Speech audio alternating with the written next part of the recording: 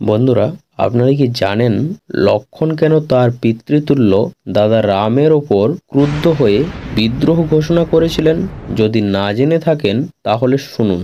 এই ঘটনাটি ছিল শ্রীরাম যখন লঙ্কাধিপতি রাবণকে বধ করে মাতা সীতাকে উদ্ধার করেছিলেন সেই সময়ের। তিনি মাতা সীতাকে অযোধ্যায় ফিরিয়ে নিয়ে যাওয়ার পূর্বে তিনি লক্ষ্মণকে আদেশ দেন দেবী সীতার অগ্নি পরীক্ষার জন্য অগ্নি প্রস্তুত করতে। তখন লক্ষ্মণ এটা ভেবে প্রচণ্ড রেগে যায় যে স্বয়ং মাতা সীতাকে তার পবিত্রতার প্রমাণ দিতে হবে। এর অর্থ এই যে দাদা রাম মাতা সীতার চরিত্রে সন্দেহ করছেন। এই ভেবে লক্ষ্মণ ক্রোধের আগুনে জ্বলে ওঠে এবং প্রভু শ্রী রামের বিরুদ্ধে বিদ্রোহ ঘোষণা করেন। তখন শ্রীরাম তাকে শান্ত করেন এবং বুঝিয়ে বলেন, অগ্নি পরীক্ষা সীতার সৎ চরিত্র প্রমাণের জন্য নয়, বরং অগ্নিদেবের থেকে আসল সীতাকে ফিরে পাওয়ার জন্য।